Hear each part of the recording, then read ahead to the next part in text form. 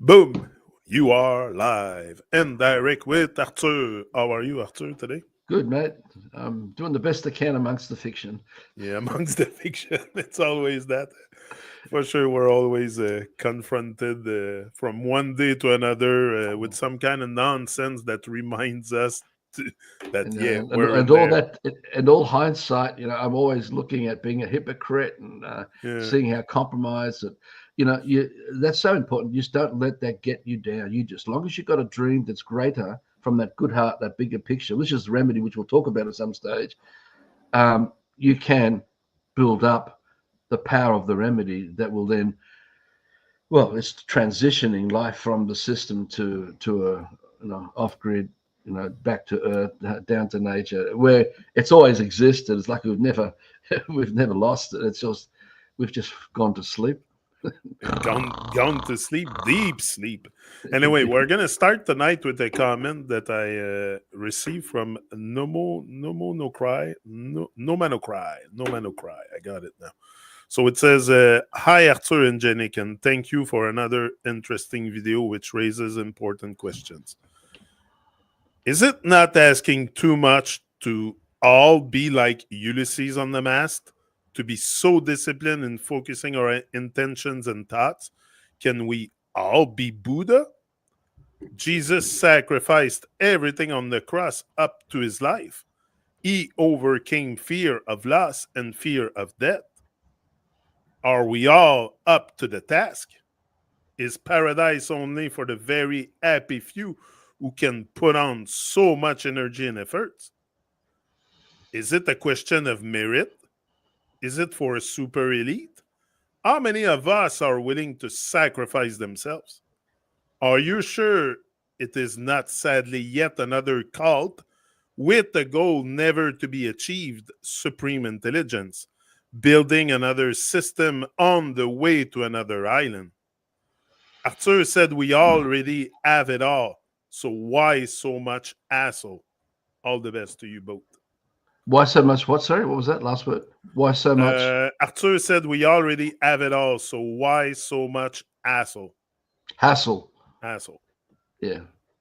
Not Well, asshole. I think what it Asshole. is. It Oh sounds no. like Well, asshole, but it's yeah. asshole. Well, there's your Asshole. duality for you, going from light to dark and dark to light. But I think Um, I think both words could be good.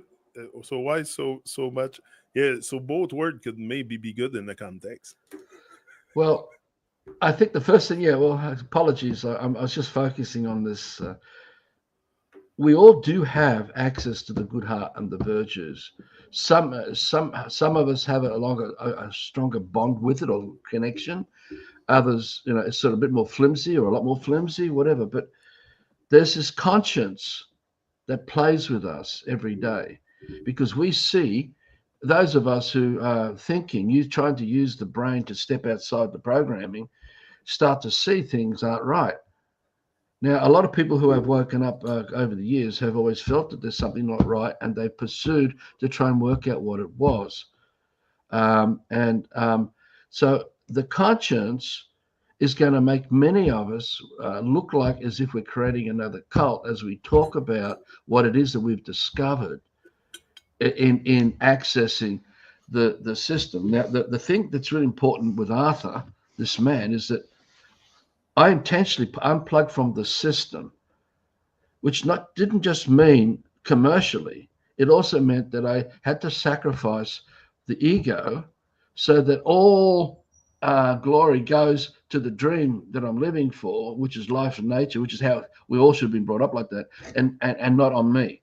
Now I've had people accuse me of being occultish and that. I don't know if I've mentioned this in other videos, and I have, and it's actually part of the smear campaigns and character assassinations that come out of the occultic worlds down through their lackeys, and they come as intelligent operatives, and they come in amongst us. They work in the community, and they will do their smear campaign to try to box someone like me as if he's cultish. Watch out! Be careful of him. He's going to take your money. He's going to do all this sort of stuff, right? There's all this is a known situation happens just not only in the work we're doing, but there are people who've become exposing what they've seen inside corporations that they were working in, And then you see the campaigns to go after them, to try to smear them and destroy them. And so, you know, look, this sort of stuff is an ancient thing. The only thing we have left when this stuff goes on, you've got to follow your conscience. You've got to use your, I guess it's due diligence, your scrutiny, your contemplation. Work it out. You've got to work it out. Now, not only am I out of the system, and I don't glorify. Now, people have accused me of being part of a cult. I just want to get this out of the way before we go back to the other things that this man has mentioned. And it was a very good series of comments that he made. I've said to people who've accused me of that, I says, well, you know, we've looked under our beds. We've looked inside our pantry cupboard. We've looked under our bed sheets. We've gone around every room in the house. Where's this cult? We've gone to the garage, looked inside the garage, looked into the car, under the car. We walked down the street, looked around the neighborhood. Where is this cult? You know, we looked everywhere. Where are these orgies? Where are all these women? Where's all these bank accounts all fat in money? Where is it all? You don't find them because we're not a cult. None of this is going on. In fact, the sacrifice is so huge that unless people willingly want to give from their heart what they gift, and there's nothing bad, wrong, evil about gifting. We all do it. You know, we gift if we are tuned to life. We're gifting all the time, even how we live. We're gifting back to life, and life's gifting to us all the time. Like, you know, the sun shines. It doesn't send you an invoice in the mail. You got to pay, otherwise the sun's going to shut down more of its light to you and your home. It doesn't work like that, you know. And the air we breathe, and so I intentionally made sure, being conscious and being older and having a lot more wisdom, because I've been through so much. I've seen too much terrible things over the years, and I was exposed to communities back in the 70s and late 70s and early 80s, and I've seen the disasters of all these things. And as I went into business, and it's just cultish. But that's the other thing about this. The system is a cult. And only people in the system will accuse other people of being in a cult because they themselves already have that framework in their head, and they're playing it out there, you know, as that duality thing, thinking, oh, well, then that must be somewhere else. It's not here. When actually it's a people, including the writer, is in a cult.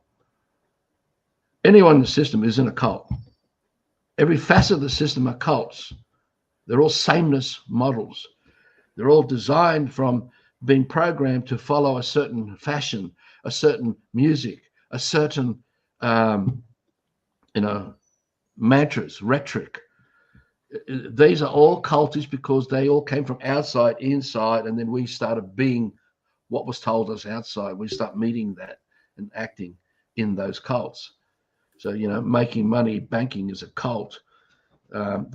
Everything of the system is a cult. If you look at the meaning of the word cult and look at it and just step back and look at how we live, you'll see everything of system life is a cult. So it's part of the confusion that the high-level occultists have put in place. So when I mentioned in previous videos, it wasn't just communism and socialism and other isms that they brought about, and how they took, because they always go to people. They've done it with us in my work. You know, I'm no joke. I was the guy who brought out the name. Name is the mark of the beast.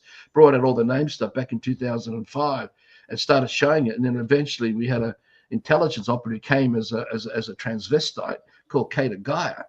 This is one of the classic examples of how they do it. A guy came out, a music DJ came out from England to come and interview us in 2009. And we willingly got interviewed, and I got a mate of ours to bring his video camera as well and video the whole thing as well, in case of any slander, or anything else that may come untoward out of it, because I'm already very weary of all these kind of things going on. And what we come to realize over the next 6 months, when this guy went back to England, was that they were doing a profile on us, all the questions that were asked. Now, these 2 videos are in the Arthur YouTube channel, in the Arthur Love for Life video section of the YouTube channel. Go right back and you'll find these 2 videos that we made very early in the piece. And that is part of that surveillance, that kind of reconnaissance and whatever else you want to ask to try and work out where we're at. They then created Kata Gaia out of Canada, believe it or not, who started running around with our work material because we're the ones putting it out. We're the one exposing. Not only that, I had with a mate of mine, we're the ones who brought out the fact that Australia was a corporation. The Commonwealth of Australia was a corporation. We came out with so many different things. People are oblivious just how much we put out there. Or we collectively worked with those few people and we used all their source material, all their brilliant work, and put it through the Love for Life website, put that all out there as well. So it's not I'm alone, but we did a lot of breakthrough stuff, critical stuff that on the cutting edge. And I was one of those on the cutting edge with Fiona in the background supporting the household and doing what you can to keep things together. When I'm just completely left the system to just get into who are these people? What is going on? How does it really work? All these things were going on for me intensely from 2005. You know, that's all now winding out because I don't need to waste my energy anymore on system stuff, but doing these videos to reach out for those who want to go into creating kingdom and getting into the remedy instead of wasting our energy perpetuating the very problem that everyone seems to complain about, which I do too sometimes because I get sucked into the horrors of what you witness and you go, bloody hell, what's going on? And, you know. So I mentioned these things because it's when you stick your head up through the layers of brainwashing and you get up through the fog, it's like you raise your head up through the fog, you're looking at the occultists. You're now looking directly at them and they are looking at you. And now it's a different ball game. And I'm not joking when I'm saying this. And I'm not going to go through all the history of what we have journeyed in this unraveling. But then you have to use your wits because with this coming up, for those first few years, we had assassination attempts on my life. We had Fiona kidnapped. They tried to intimidate us. They tried to make us turn against each other. But I discovered helping Fiona, well, she got herself out of the police station by highway patrol who arrested her, which was just insane. And he actually tried to injure her in front of our youngest daughter. There was all these psychological manipulations going on, trying to mess with us to see whether we could break apart. We will, that the mother, the wife, the family, but she didn't. She actually came out of that police station stronger. And I thought, my God, this is my wife. No wonder she lit up when I first met her. She's got some power there that I took for granted. I didn't know. So I knew that when push came to shove, there's a fortitude in Fiona that's very strong, that she can cope at the pace of what I'm exposing and what we are attracting to us, because it comes with the territory. All this shit comes with the territory. It's normal. That's why we've been, look, just one period, 2018, we had a letter from YouTube telling us that they're closing the YouTube account that was used since 2005, 2006 for all the gifts that were coming through, for all the supporters that were coming in since I unplugged to keep us going, keep doing the work we're doing. They closed that account and they said in the correspondence, in the emails and that, we haven't done anything wrong. We're just going to close it down.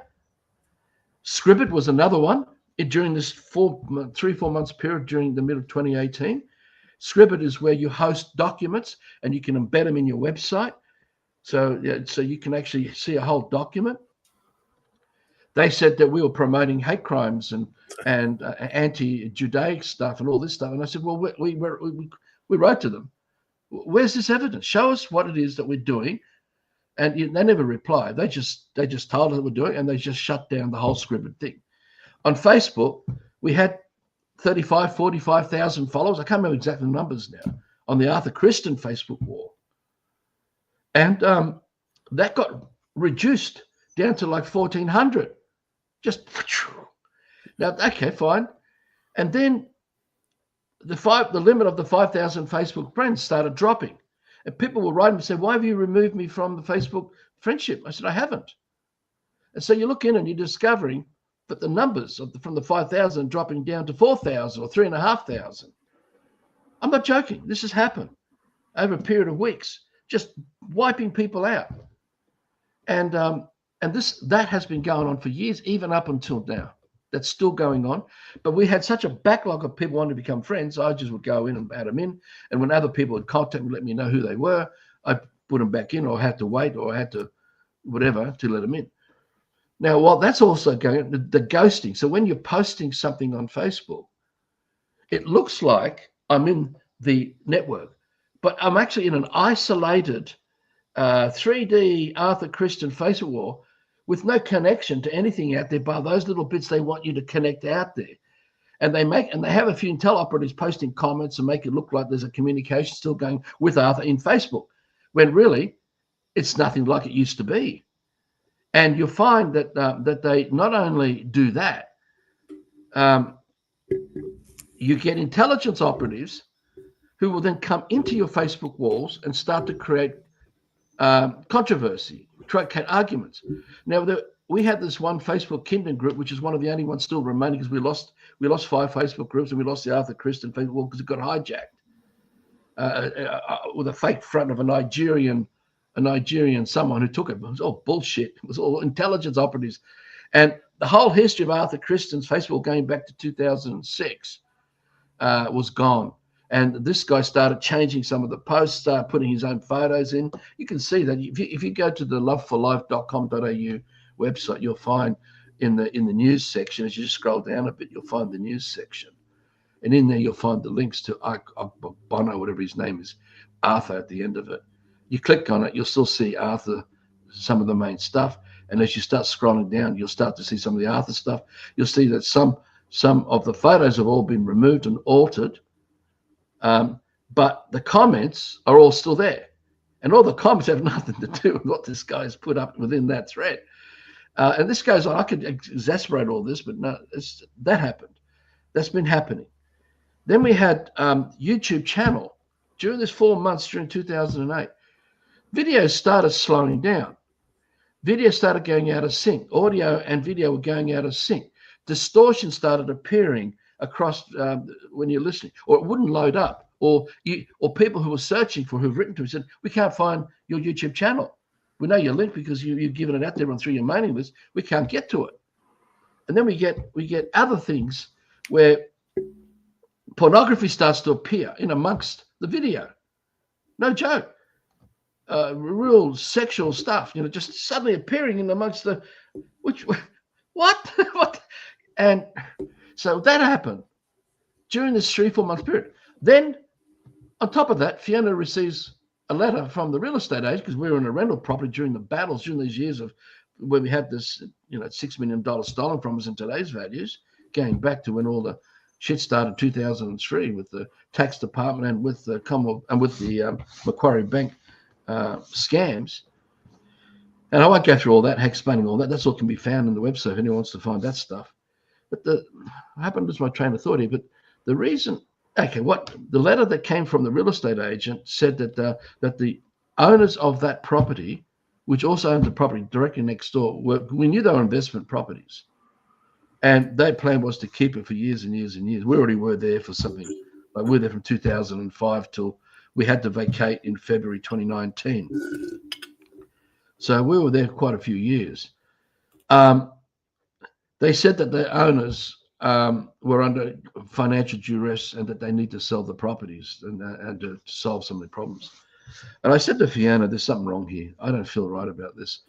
Anyway, the people next door then vacated pretty quickly, and they bought a property. By that stage, they managed to save enough money to buy something in the Southern Highlands.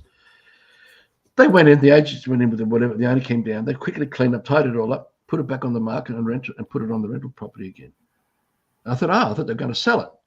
In the meantime, we couldn't afford to move because we had this massive garden that we'd built over these years, and we'd written to the real estate agent and told them, look, we need at least a year to do the right thing, so that when we do move, we'll give you notice that we are going to move, and or if you're going to want us to do it, please give us a year, so because we're talking about, 50 ton, 60 ton of what's grown there in what's become humus and soil, and all the garden beds all around it, and it was a big project.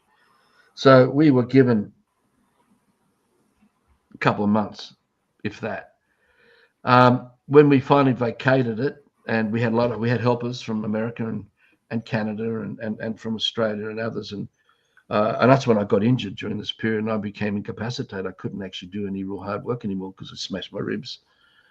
smashed things underneath them. So when we finally vacated, we had a friend of ours who gave us the money, so we bought a camper trailer, and so we lived out of the camper trailer. We became homeless, and our daughters were then helped to stay with other friends in the area because they'd grown up in the area. So that was all worked out well, challenging. And then the owner came down, and I got to meet him during the last stages of our tidy up. And he says, "I didn't know that you would do this." I said, "Well, who told you we wouldn't do this? That we wouldn't bring it back to how it was?" And I knew straight away that this is just people getting into their heads, giving him bullshit. And long story cut short, out of all of that, they put the property back on the market and rented it out. They just didn't want us there because we were promoting this, creating abundance. We were producing 2 ton on roughly 1/16 of an acre of a rental property. That was just a clay belt. There was no tops, nothing. We had to learn how to restore it all. It took us from 2011, late 2011, really to about 2013, 2014. Then we met our friend Aidan Bender, who opened up our eyes to carbon and all these other things that we were already on the right track. We just didn't realize some of the things we were doing was incredibly essential for mycelium fungus and beneficial microbes, and having an aerobic environment, not an anaerobic environment to grow food out of. So that was, sorry, I think I've lost my train of thought again here. But the reason I again mentioned these things is that we were giving away free food. That's right. We were producing 2 ton of food as an average. And a lot of that food has been given away because it's propaganda. It was all about propaganda, trying to inspire people, because we wanted to create the land. We wanted to do this on a bigger scale. We wanted to learn about it on a smaller scale. So there's nothing cultish about Arthur and Fiona in doing these kind of propaganda things that we were doing, because we were always constantly into the remedy side of things. The Kata Gaia situation with the name, it removed all the remedy work to our name stuff, which was, there are videos I put up about that years back, and a lot of articles and posts we put up way back 2007, 2008, about the name and the real connection and how it all works. And so we had a transvestite come into being associated with Arthur Christian's work and Fiona's assistance.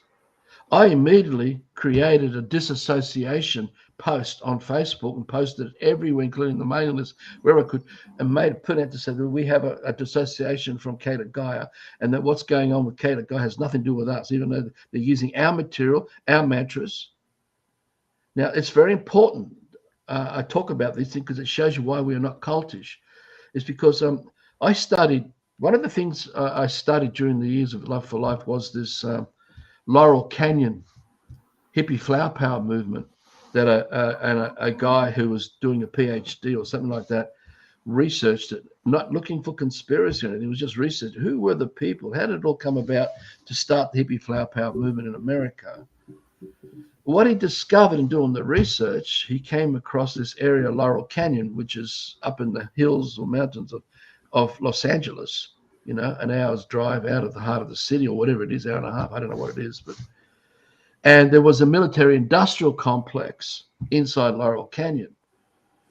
And he discovered that all the major musical artists like Jim Morrison, Mama Cass, Frank Zappa, David Cosby, and it goes on, were the children of the military industrial complex in Laurel Canyon.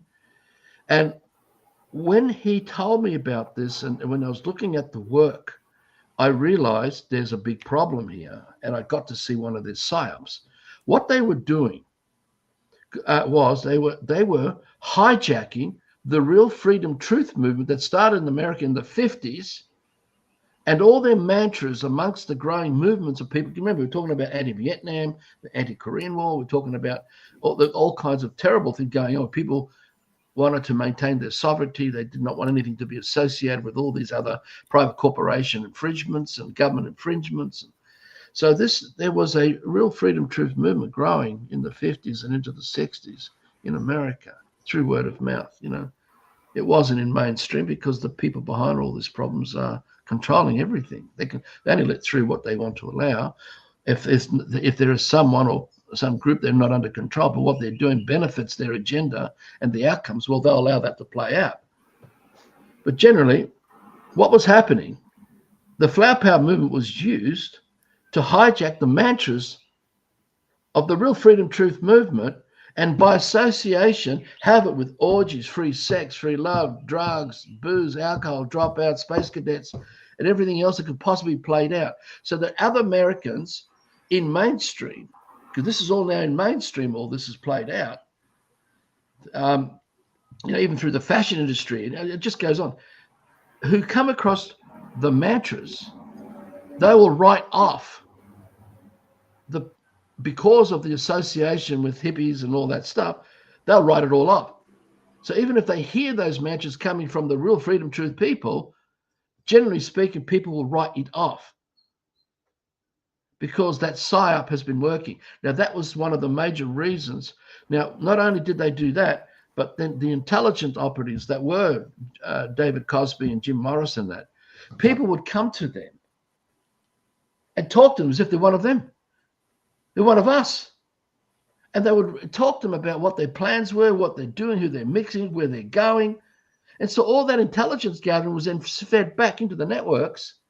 And then anyone that needed to be addressed, they would then send their forces in and deal with it to control that situation so it doesn't become a major growth that could cause huge problems for these occultists.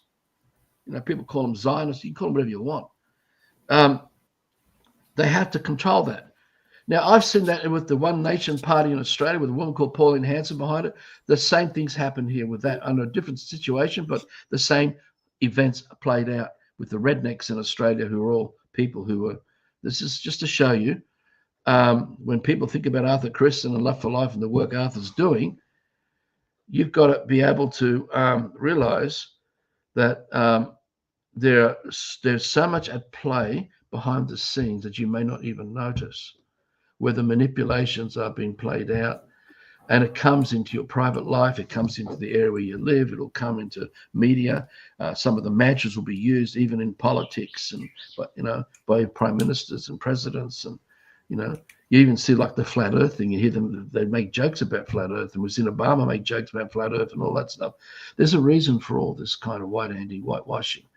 So the same thing happened with Arthur and the name work, and that the name and the birth certificate and how you use the name and how you get bound and all that work was parts of it being used by Kata Gaia as a transvestite and tried to make everything else associated with us with that, so that people, when they come across the mantras of Arthur and all the insight, they would write everything else off as well. They've done it. That was a campaign. I'm not joking. That happened in 2015. And there's a very interesting document you can find inside the Love for Life website, attachment. I've got a whole stack of documents that I salvaged from the old website, which is still alive in a subdomain, that was the other thing that happened in 2018. We got millions and millions of bot attacks until it crippled the major database of the Love for Life website, and that was then pushed into a subdomain because it was crippling thousands of other websites on the peer.com server or servers. And there's another whole story behind all of that. So we have all the backups and all that. We just can't afford to blow the big money over these years to rebuild the Drupal database into the latest version of Drupal or change it to another database. But all that happened, and all that association with Arthur, they tried to cripple. So that's why we wrote the disassociation and put it out. Now, I anticipated things much faster than what they were planning to do. Then we had the thing like Jabber. Would you remember Jabber and the whole association through the Love for Life group and how that grew up? And he had another, that is Intel. Jabber's Intel. Thea and I knew that Jabber was Intel for a long, long time. We treat them like friends. We just treat everyone with respect and just be who we are anyway. And we anticipated what he was planning. And I made sure that we did our disclosures and things and our methods on Facebook to unplug what they were planning to do to try to cause us to become this bad cult, because Jabber happened to be part of it from Switzerland and wherever else he's hanging out. He's an old Rastafarian music guy. I mean, I saw all this writing on the wall, what was happening here. It was blatantly done. And that affected some followers, thinking, oh God, Arthur is one of these people that Jabba's saying, and people, because Jabba's got music and they like Jabba and music, they say, okay, that influence passes on to everything else. They haven't stopped to really scrutinize. Now, as long as Fee and I maintain credibility, maintain standards, we're not doormats. We'll knock things on the head. If anyone comes along, we will come after them and expose it and document and keep all that documentation.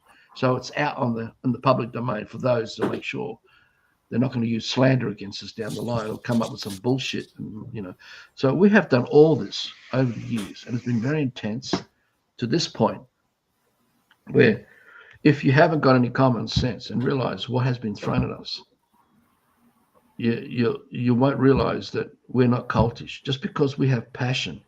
People confuse passion with ego because both of them can appear to be inspirational, but one is really inspiring, the other one is malevolent because it's all done through predetermination.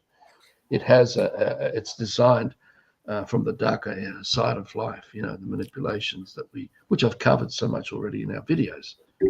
So there's nothing about Arthur or Fiona that we are a cult or we are recreating a cult or nothing. All we can do is share the truths or the insights for those who want to take on the full responsibility to want to change their life. Because if you don't change your life and change the tools that you use, that you're feeling in here, where the intellect and the mind operate, which don't exist because the intellect and the mind are fictions, if you do not recognize the feelings of the words, you're not going to see how you're using all the emotional, destructive feelings to push against other people, to push against even who you are in your real soul, heart space, to push against others, to isolate yourself, which becomes cultish. Because all cults come from that emotional stuff, and then people bond to it. Even if to survive inside them, we're part of the new, V. Okay, so V.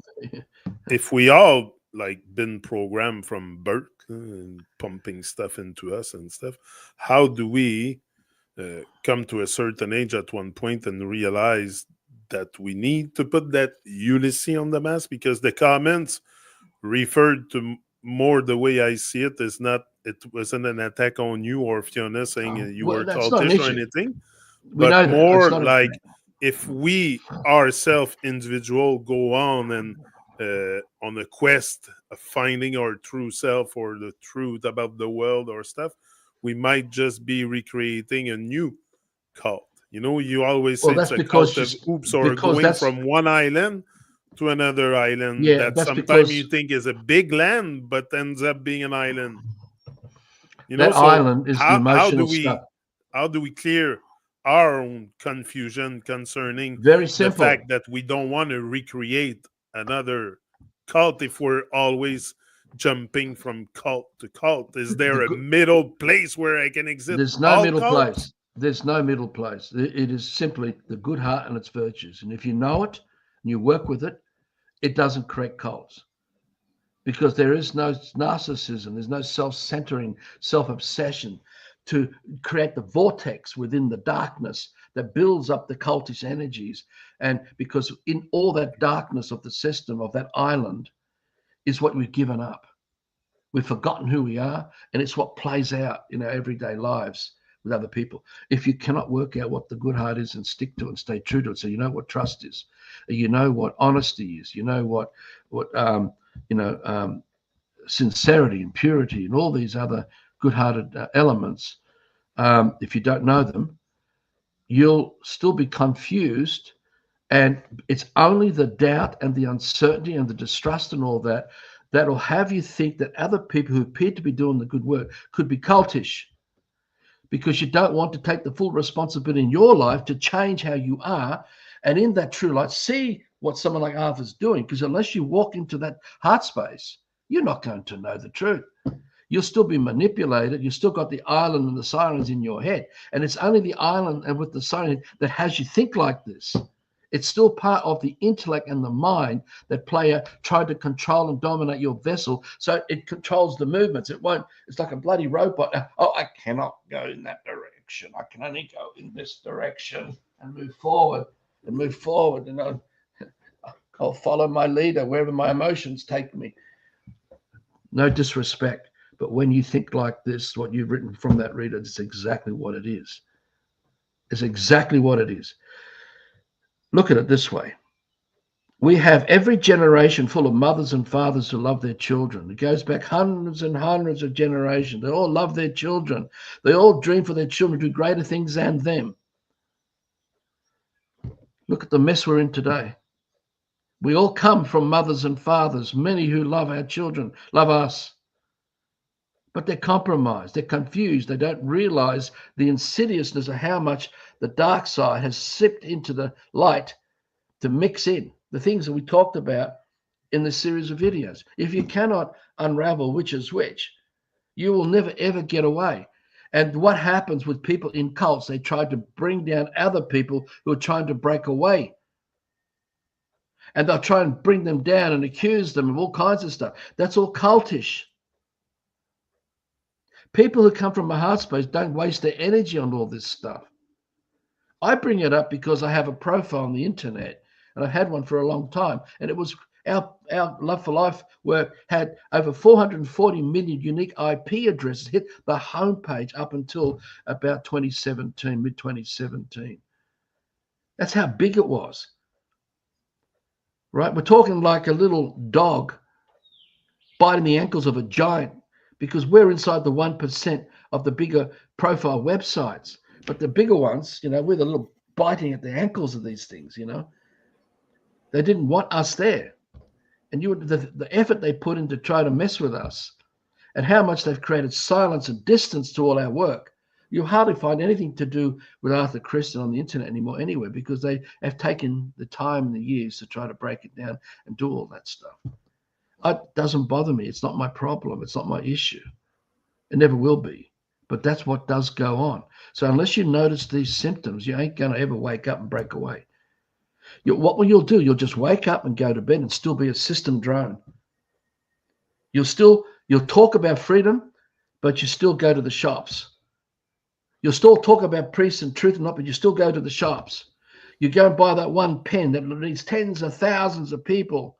Now, people can't work this out where we're coming from. And the scale of the sacrifice required to surrender so much of our life energy, to direct it into a community life where we undo a lot of this. We can't do it all in one huge bang. Well, maybe we can. I just don't know whether we can.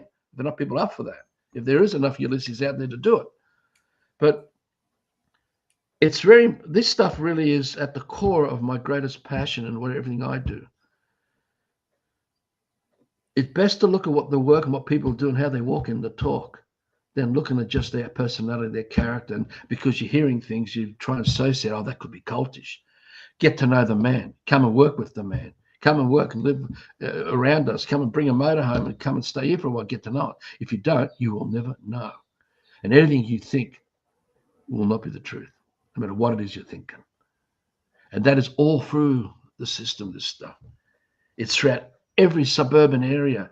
Every household has this shit going on from one thing to the next. It's just in different guises. And a lot of this emotional stuff is what's ruining people's lives. And they don't know how to separate from it. What we're doing is exposing it clearly, simply, how it works. It's up to each of us to walk the talk of the good heart and its virtues, to recognize those amongst us who are sincere and genuine, who want to walk that talk. Because unless we do this, there is nothing in place to replace what we're already caught up in that's disastrous. You've got to build something from the heart, create that as a community without being under the religion of anything. We don't need, and when we get to the real place, it is a revolution of silence, an absolute revolution of silence, because everybody knows who they are. Everyone's empowered and passionate as Ulysses, and they're clearly, because they're not cluttered. They don't have all the other voices in there and the distractions to occupy them. They're just focused on the creativity and learning and practicing the space and the peace and the calm, and allow the power of the good heart to come through and commune. Now, that is where it is. They're all words. If you can't sense that, there's nothing I can do about it. We can't. The other thing, I can't change anybody. I can't and will never be able to change anybody. And if I thought that, that would become cultish. And if I try and pursue that, it will be definitely cultish. I can't change anybody. We each have free will. We have to use it and exercise it in our unique ways. All I can do is to say that we are committed to not living, we want to live a do no harm way of life, even though it sounds hypocritical. But we can work together to cut it down, cut it down, cut it down, cut it down as we build these kingdom villages. All right, the KINDOM, no G in it. But my question would be also, do you think we're all ready to be exposed to our truth, first of all, our own truth? If we And don't, do you think it's something that humanity, we call us human, manity, maybe we should call it manity. Do you think it's something that manity will experience one day? A massive I don't awakening know. towards taking full responsibility of I our don't life? know. I don't know the truth about a great man and whether a great man could come along with a magic wand and just wipe out the free will of everybody and remove all this sinful stuff in our thinking, feeling, and suddenly we're miraculous and we're all back in a paradise frame set. Yeah. I don't know about that. To me, from where I am at, we have free will. And unless we each exercise that free will and walk that talk and do something about it, nothing changes. There's no point wasting our energy on numbers. Everything I do is not about numbers. How many people follow me? I'm not interested in being followed. People who try to come into my life to follow me, I burn them off because they're not still being responsible for their life. And when they're relying on me to tell them how and what they should do and where they behave and all that, when shit happens to them, because that'll continue, they'll start to blame me because they put everything on me for them to live the model of the life that they're now living out of. I don't let that happen. I burn that off. Nobody follows Fiona or Arthur. No one. However, if people want to co-create, if people come along acting with that full responsibility, who want to handle the Ulysses and be that, we have something to work with then. We have something we can work with that's not going to turn, it's like a wall of community immunity. Brother and brother standing next to brother and brother, creating a wall of community immunity. Harm to one is harm to all. Harm to all is what we're already experiencing, how everyone's getting picked off. So when we open up your conscience and open up that good heart and all that moral correctness, you act on it. Someone tries to harm you, I'll be there to stop it. In a village situation, a community, doesn't matter what stage we're at. You must route that out. So people come along who've got poor attitudes, they're not going to be there anyway because they've all been burnt off. There's no moth to the flame with us. We don't have a flame for a moth to hang around. People have to be their own light, not as in self-centeredness and narcissism, but to hold the domain of the responsibility of their life and to be sure they don't allow any harmful stuff come inside that domain that plays out in their headspace, which then starts to play out with other people.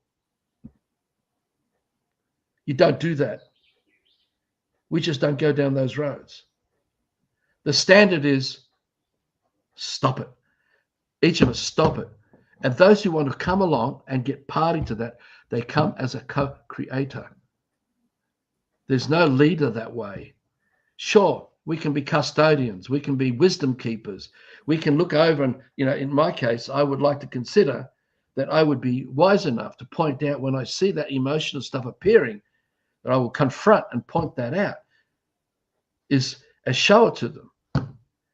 If they feel pride or they feel shame or they feel other kind of emotional stuff, eventually they're just going to leave because they're trapped in the demonic siren stuff in their head. You've got to be stronger than that stuff. You got to be able to journey past the island and all that coming at you from the system, and don't let it get at you. Just stay focused on what we're doing. I can talk and talk and talk for the next 2 months, Shanik, in these videos. It won't do anything for anybody, really. Okay, but I've told you this before. If we focus on the remedy, what would be our role, the ones who can see behind the veil, can see the big picture. What should we do? Should we blind people with our light or just shine the light? You just be it, walk the talk, live by example. Because if we want to create some kind of remedy for all of us to move out of this seemingly dark age, it's Well, not so right dark. now, It's not so right now, dark to there's me because I'm more on the love side than everything. So yeah, but it's a seemingly dark age. it's like I It said in appears another to be. video. It's like I said in another video that you can get all these newborn Christians, and they're all saved, and they're all going to go and sit by the side of their favorite God and Messiah and Savior and all that. And there's a lot of love amongst everyone in that. And they all do a lot of community stuff amongst each other inside the church or that religion, which is a cult that they're caught up in.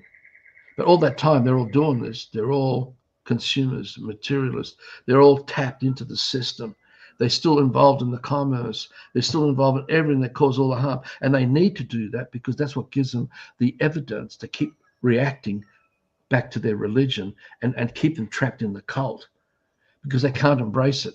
What I'm talking about, we embrace everything, but we don't give up our real life for everyone else around you. We can't save everyone around us. All we can do is be it. For me, what I talk about is to create small local villages with enough of us who are prepared to live for the village so that the village takes care of everybody. If we all take care of the village takes care of everyone. Now that becomes free from narcissism. It becomes free from self-centeredness. It becomes free from thinking whatever voices are still in our head, because that greater picture, that greater dream is what we're working for. So if anything else comes in our head, we ignore it. We don't bash ourselves up when it comes in our head. We say, oh, okay, thank you, but back to the dream and putting our energy into the bigger picture. Now, the only way that that village could make a difference is there's enough people shown that you don't need government to live with each other. We don't need insurance to live with each other. We don't need the rule of law. We don't need commerce. We don't need all the things of the system to be able to function, which is how life was pre-invasion long ago. Like I said, you don't have to teach a child what it is to be a tree before the child can experience the tree. Just like you don't have to teach a dog what it is to be a dog before the dog grows to become a dog. You see, there's so much already built in if we allow it to shine. But you can't shine through the intellect and the definitions and explanations, even with what we talk about. That's not shining. That's the promise of what we're capable of. But we have to walk the talk. We've got to live it, live in the dream of that and hold it. So if there's enough of us who want to create a village as a living example of that, then that is what will happen. That's my commitment. That's what I'm creating with Fiona. Big enough, strong enough that the abundance of hundreds of tons of free food can be given away to the local community, that we could buy a building in the town and make that become a free distribution area and a training for people who want to learn how to grow food and learn how to be responsible for their lives. Help all the poor in that way. But we keep it smart so we're not exhausted by people's shit who come as spoon-fed slaves wanting you to feed them, because you can't help those people. You can only help those people who want to take responsibility to stop being spoon-fed, because only spoon-fed slaves act as victims. Only spoon-fed flames act as if there's a cult around them or accuse someone else of a cult. Someone who is not spoon-fed is in silence. And this is where I will end up. That's my commitment. I don't want to talk. That's why I don't want to do more videos. I'm going to end all this shortly and leave it for those out there who want to kind of work it out. But unless we are doing it and living it, there is nothing there to change what's going on from the bigger picture all around us. We have to be that change, live that dream. But you can only do it with the tools of the good heart that are not in here. The tools of the good heart are not centralized. You can't define it. It's part of the true freedom of life itself that gives us peace and joy and happiness. It comes naturally from being that. It's a byproduct of being that. So we're not controlled. Can we hope to be able to cope with this Yeah, nonsense around us yeah, and still yeah. build our dream and entertain our dream within the dream of life, even though, like, when I look around, people are confused, are really not coherent with what it is to be a man or woman on the land. So then I'm working on myself, building my stuff, building my dream and stuff, but I'm still surrounded by muggles that have no idea how magic life is and how magical you can make it for yourself and for all of us. So now I'm here on earth wanting to work the dream of life like a madman, but I have muggles around me sitting, watching TV, eating popcorn, drinking Pepsi. What the heck do I do? Well, it's very simple to me. A couple of layers to this. One, instead of waiting around for a great man to come along with a magic wand that's just going to fix all our problems for all of us, how about we just get on and create the remedy and live it and walk that talk, put the labor in, wake up and labor, work your ass off. Instead of ringing someone like Arthur's kid them up and running, and I'd say, yeah, sure, come over. There's plenty of shovels and picks here ready for you. Come over and join in. Those people don't turn up. They're all spoon fed. They want it all laid out. Yeah. These people are the ones that sit down and pray and they hope and they're begging. There's multi-million, billions of people hoping and praying and begging, but they're just consumers' plays. They're spoon-fed slaves. They're misguided with their good heart because they're putting all their energy into the fictions of Jesus and God and Allah and Buddha and all the other things that are fictions, and all that feeds the system. The occultists who are controlling all of it because they institutionalize any good man who comes along to do great work. They'll rewrite that his story and make it become institutional, and make it become pasteurized, homogenized. Make it become a way that they can control remotely the cult of those people caught up in the rhetoric of it. So there's no point sitting down relying on all the people who are praying to Allah, who are praying to Jesus, or praying, because all these people are still all slaves. They're still broken. Now, in the meantime, we could get on with it. Those who are waking up, those few of us who are waking up, we can get on and create a village life. So if a great man did come along, he'd come along and go, oh, God, I've got nothing to do here. It's already been done. I might as well just sit down and relax and join in with everyone else. Big difference. Instead of waiting for something to come along with a magic wand to try and change how we're thinking and feeling and how we're acting and behaving, we have to change it, each of us. You've got to watch out for the peer pressure of all those around you that don't keep you down, because the way the system works, everyone tries to keep you down. They don't want you to raise the bar, because raising the bar brings up all the paranoia and all the psychosis and the trauma and all the other self-centeredness and narcissism that leads to conflict and creates even further separation, even though we are already separated. Because fiction creates separation between brother and brother, brother and sister. The real bonds of man don't not come from that stuff. Relying on the system and anything to do with the system and how it lives and thinks won't fix this. That's all on the island. There's a lot of people sitting on the fence on the island. Don't know which way to jump. Well, that's their problem. Okay, so you just answered my question. That's their problem. If someone's not wise enough or have intuition enough to decipher what's going on out there, you can save them. So, as much as you want to build your dream, work the dream of life, you're not responsible for other people's wreck in their life. No, because they've got free will. Exactly. And they But have to use sometimes we that. feel bad. Like sometimes I feel bad that I'm doing stuff and I'm like almost all the time celebrating by myself because everyone around me is like freaking dead. Like I Well, walk it's a around and difference. it's the Walking Dead situation. You can be So in there. so how do Can I, you cope with all this? Like you want to like, jump off the island, but then the island wants to bring you back to their vibration level, and like it's you've not got to, so. like I said to you, like I said to you in the other videos, we have the power to be in their world. We can be on their island, but we are not of their world.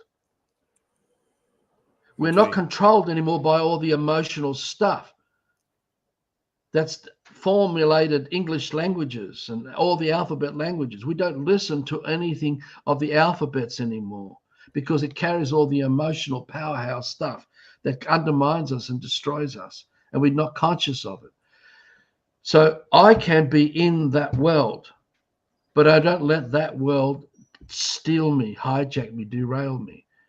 So you've got to stay calm. You've got to stay really centered and just keep working on the living dream.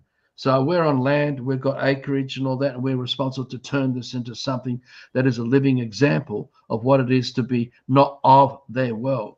So those of who are in that world, who want to come and see with their own eyes how people can live without the way they're living, they might get wow, because it's something before their eye, before them. Because it's the doubt, the uncertainty, the confusion, the fear, right? It's behind everything of system life. It's behind mortgages. It's behind rent. It's behind going to work to make money. It's behind shopping. It's behind it because you don't have it. You don't have that certainty. You don't have that security. So you've got to be that. And that's the full responsibility, to be it and live it here and now and be conscious of that, so that you're putting all your energy into the land to grow the forest, to grow the orchards, to grow all the food and create abundance and magnificence.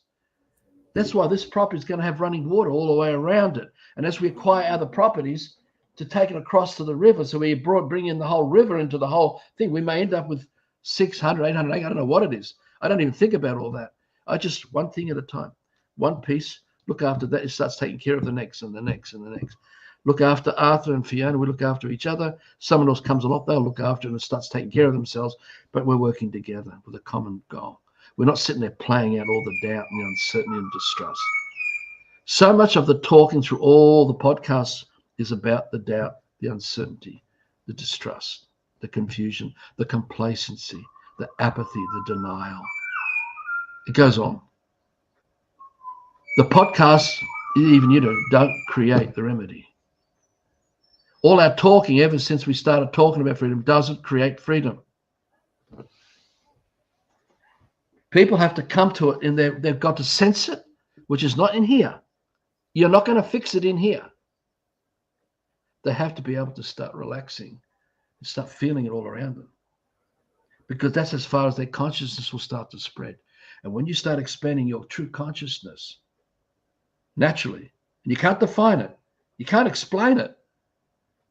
Even I have difficulty trying to explain this, but the more you just do that, the remedy is already happening. And the more we stay inside the domain of that and nurture that and look after it without fear and all the other stuff, and others join in that, it fixes the issue of children. It fixes all the issues of raising children.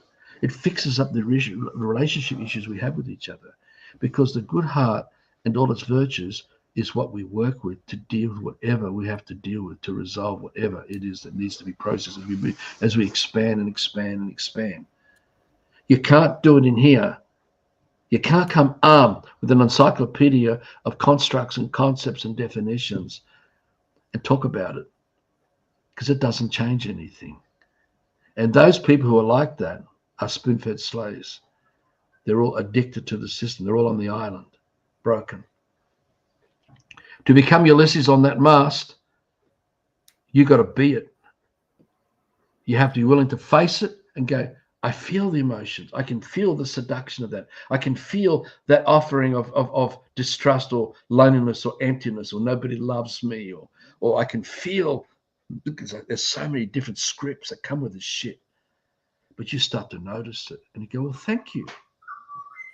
I refer often to saying that, we have to become, it's hard to move out of the herd, but you can become an immaculate member of the sheep, of a herd of sheep. Like, you don't have to be within the sheep. You can be the immaculate member and the friend that leads the sheep to some kind of freedom or whatever you have envisioned. But now, how do we not turn this into a cult if you want to lead others to their... When we are the sun that shines, everything goes outwards and there's nothing for self in it. Wherever there is an attachment to self is only there where you'll create a cult. Okay. So if we're creating a paradise for the greater good of others, and you have 10, 15, 20, 30 of us, whatever, all doing that, there is no cult to be formulated. It's like Yeah. the sun that's shining, and it starts to think for self. And so where the rays are now going out to nurture and love and care for all of life, it stops doing it because its rays are now coming back on self. It's my rays. It's my love. It's my warmth. It's mine, mine, mine, mine, mine, mine, mine, mine. Where the sun once was in all its glory is now a black hole of nothing. Everything is dark and dead. That is soullessness. That's the ego. That's the destructive emotion. That's what the island is. That's where all the sirens are coming out of. They have to manipulate you. You've got to stay focused on the big heart. You got to sacrifice what we own, what we have. We already got it all now. When you're with other people who are morally correct, working with the rays of the sun, the soul of the good heart, we would never dare to put someone in a situation that's detrimental or not right. This is not about getting the best spots. Oh, this is my spot. All the good bits is for everyone to enjoy. We take all the worst bits and we transform it back to paradise. And we share all the good bits with each other as well. That's critical. This is why I've burnt off people. I've burnt a lot of people off because there's still too much island in their head. They're not ready for it. They want to come to me and they want to talk about everything and they're excited, but that's not enough. If they're not willing to walk the talk and live it and be that good heart, they're not there. They haven't practiced it. See, as it is here and now, 24/7, we're practicing narcissism. No joke. We are practicing narcissism, self-centeredness, self-obsession, self-importance. Because it's called survival. It's labeled as survival of the fittest. It's not about the big picture. So unless you are open to the big picture, which is that consciousness expanding, which is where we raise our children, allow the children to grow into the big picture naturally, don't define it for them.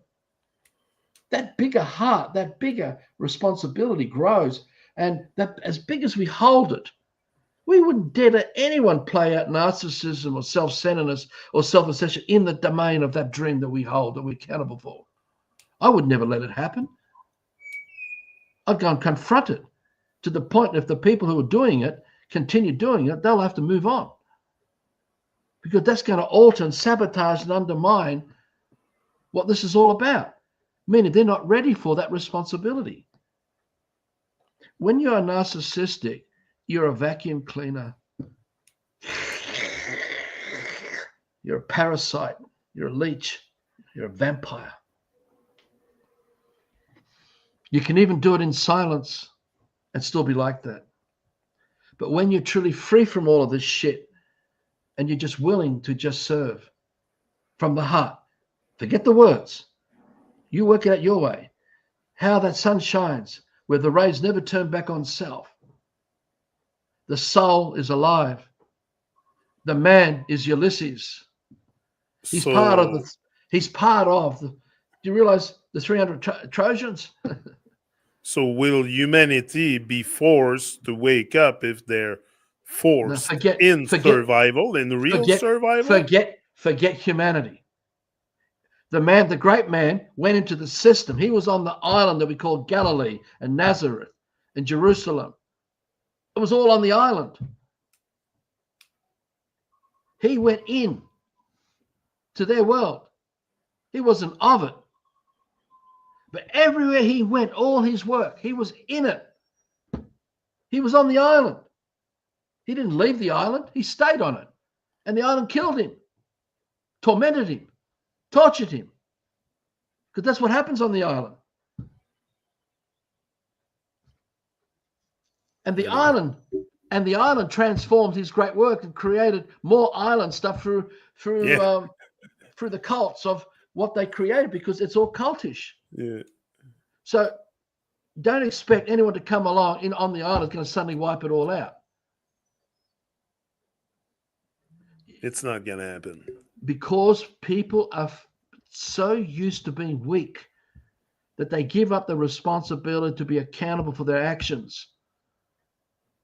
And they don't realize, because the doubt and the uncertainty and the distrust and complaint, all that's still playing out, how minimal, how there's so much in scarcity and mediocrity that they don't know what it is to be magnificent and be abundant and to live like that, to live, to create and share. Now, sure, when you wake up, someone may come along who's got malevolent intention, very well disguised. You rout them out. That doesn't mean that we're evil. You're confronting something that should not be there, just like the immune system confronts the offerings of disease and sickness that should not come into our life. You want it out of there. The elephant gun. Yeah. With love. It's a power. It's not the harm. It's strength. And people get confused with the passion of that real strength and the ego and its pride and all that stuff. They look similar, but they're not. You've got to know the heart. You've got to know the true consciousness, and you've got to sense it. Until that confusion has been overcome with, and one is no longer confused, and they truly can feel everything, anticipate everything around them, because the consciousness is not a prosthetic. We don't need prosthetics that way. So if something was coming to warn me, it will come to me that fast. You couldn't even document it. It'd be impossible to, even in a moment, to realize how fast it came to me. Oh, I better go and look at that. I need to find out an ancestor overlighting this dream with me and others who are holding this dream, which is all around us, not on the island. Mate gave me a tap on the shoulder and said, Arthur, watch out. Which is what happened with, I've got to tell you this. This happened with David Icke. 1996, he came and stayed at our house for a week. Fiona and I looked after him. I drove him around. Every day I was with David, I felt like I wanted to vomit. I felt like I was getting nauseated. I wanted to get sick. No, I was in awe of David. I still love David today. I don't distrust him in that way. But if he's prepared to work with the heart and go down that road, then he'll come to it too. But every day I was with him during that week, I said to Fiona, something's wrong with me. I just feel like I'm going to vomit. I'm in the car driving David around going, or I'm doing this with David or whatever. I'm feeling. Anyway, years went past. I met a guy in 2005 during the battles of Macquarie Bank and all that, and we were in trauma and going through all this as we were coming to the epiphanies that changed my life. I met a 33rd degree Freemason who came from South Africa, but did not carry on the craft in Australia. He dropped everything. And he was an engineer with 3 different degrees. I can't remember, civil, mechanical, and something else. I don't remember what they all were. And he revealed to me an interest he has maintained, a real hobby, of buying very old biographies written by archbishops and bishops, I think back to the 16th, 17th, 1800s.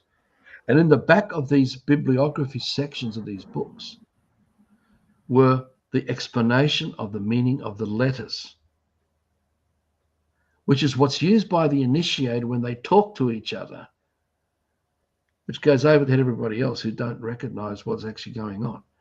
Now, he revealed many things to me, and this all happened in the Supreme Court, and we had Supreme Court judges flee the courtroom.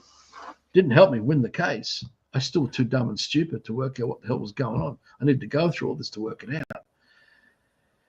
And he then told me, this guy, he came to Australia in the early 70s, so this is now, he's been here for quite a while. He was in his late 70s, early 80s when I met him. And with his empathy and compassion, he shared with me all these things. And this is part of what opened up my eyes when I started contemplating all this and realizing sense and nonsense and all this stuff. So anyway, look, long story cut short, he did this thing called a script analysis on one of David Icke's books called The Truth Shall Set You Free. And out of every page in that book jumped the second language in code. Every page. And I could see this because I was starting to have my eyes open to this stuff. I'm going, my God. I rang him on the Isle of Wight. And I asked David, don't fob me off, David. Who is writing your books? Are you writing them or someone else writing these books? because I explained to him then about the codes. Yeah. And I said it takes over 20 years to master this craft, to be able to use it to communicate in a language that other people will not detect. So you'll have a prime minister or someone, a president, who may be aware of this because they have been through it, and they'll be talking through the public domain as the president, but they're actually not talking to the people. They're talking to their own brethren. He might be saying, yeah, we're going to fix all this. He's actually saying, we're not going to fucking fix anything. We're going to do this instead. You listen carefully to how they all talk. They talk to each other in their own brotherhoods, sisterhoods. I saw all this. This is part of what opened up my eyes to a lot of these things. So I then realized, oh my God, because David fobbed me off. He didn't want to, he didn't even want to talk about this stuff. And I spent 2 weeks in denial. I was in complete denial. David can't be one of them. I was trying to work it out. And then one day the penny dropped. We will lead every revolution against us. We will lead every revolution against us. If I can get you to think, meaning if I can get you to feel, to dream what I want you to dream, feel, think, and I get you to focus on it, I can get you to create that. So I will do what I can to put it in your head and then manipulate it so you will put the energy in to create it. Basically, slaves will create a world in their master's image without realizing. And that's when the penny dropped about David. And I could see the tactics, the science that David was using. Now, bless his soul, whatever's there, David. I'm not anti-David, the man. Only the work. Yeah. And who it's serving. And everyone else is doing it. And we started exposing, I'm not joking, multi-hundreds of intelligence operatives, all encoded, all recorded in the Love for Life website. I could go on with names, very well-known names of these people. Not important now. So that's part of the consciousness that's spreading, where I don't want that to be living in the dream that I'm holding. I have to watch out that I'm not reacting, which I was doing for some years, feeding this stuff. Took me years to realize what was going on here. So there are many reasons why they're in here all the time. Today it's saturation, You've got radio waves, microwaves, you've got HAARP, you've got the chemical trails, you've got the vaccinations, you've got media, you've got social media, television, iPads, iPhones, mobile digital networks, advertising, billboards, marketing. How much is coming at you every instant, 24/7? And we are on the island nurturing this because we are the shoppers. We are the consumers. We are the materialists. We don't have a dream outside of what's in here. Everything is in here, controlled and massaged by these people. Everything. And unless you break away from this, break away from the island that taps into this in here, the emotions of all the darkness that plays out wherever you walk. You can even walk into a room and that darkness will come attacking you through people. It happened to me. I've walked into a hall and I could feel all this coming at me. Wow, how they gang up. How these demonic things gang up. Arthur, I don't want to cut you short, but we're going to have to end this one there because I have to get on the road. Taxi duty again. And we can be forward again another day, whenever, maybe whenever we'll talk together. Plan for I think we're coming. I think we just got to focus on the remedy, and we're coming. Remedy and how to focus our intention on the good art, and we need to create the space of our life to be doing it, living it, hopefully, not talking, thinking about so others can perhaps see a glimpse of light and start doing work on themselves too. And that would be my biggest wish, probably. But even the wish often is going Get in on the the land. magic room. So Get on the land, grow food, work with seeds, work with exactly, flowers, work with flowers, exactly, because that is part of that consciousness that's communing with you. And that can help you open up more and more and more if you want to. exactly. Yeah, If you put let your the other hand in stuff the dirt. in Put your hand and your feet in the dirt. Boom, we're out. See ya forever. forever. Oh.